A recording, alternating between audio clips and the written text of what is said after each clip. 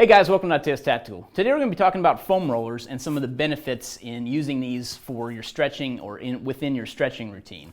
And I was first exposed to these back in roughly 2004 or so when I was at Buds, basically as a way to alleviate the pain from ITB or iliotibial band syndrome. So ITB is commonly also referred to as I tried Buds because it's a common overtraining issue or a syndrome that develops there. And basically, if you look at the human body, the iliotibial band is what runs down from the hip to the knee on the outside of the leg. So using a foam roller, you can typically stretch out this area and you'll be able to kind of alleviate some of that pain that's associated with ITB. So I found that helped me. I didn't develop a severe case of ITB, but I did have some of the symptoms behind that.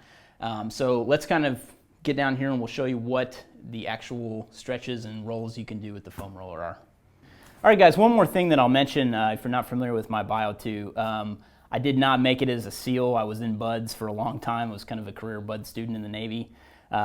Basically what happened was that I got a dive injury in second phase at the tail end, so I got through Hell Week and all that stuff. But if you're interested more about that, you can read my bio on ITS, but I thought I'd throw that out there before anyone accuses me of being a SEAL and not being. So anyway, to use a foam roller, also first I want to go over that there are different types of foam rollers. So you can see that I have a second type here, and the difference in these is just basically how sturdy they are, how compressible the foam is. So as you move to different types of foam rollers, you'll find some that are a little bit more rigid and some that are more flexible. So this white one here is an example of one that's pretty flexible, and this is probably the low grade in terms of stiffness.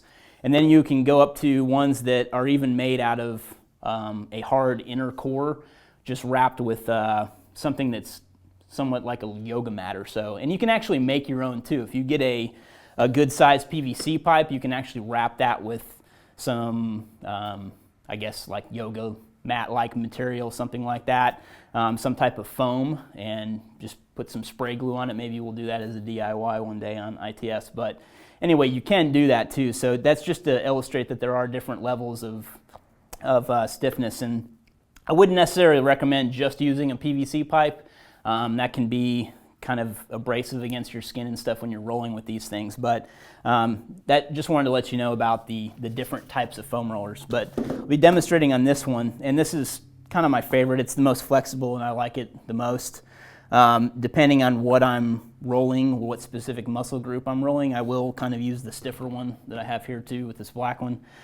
So the different things that I do personally on these is to roll out the ITB band when I'm working out and stuff like that. I'll usually do this after workouts.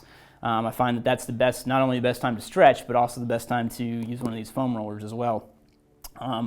So specifically what I like to do is target kind of the front here on my shins.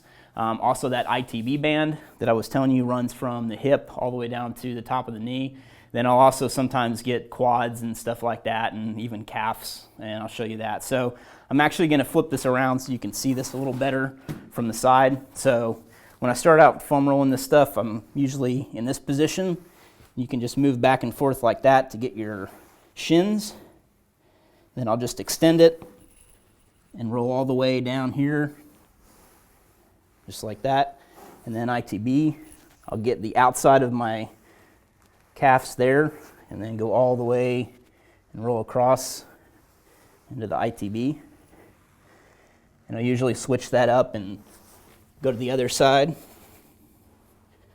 like that. And then you can also start out like this and get quads too.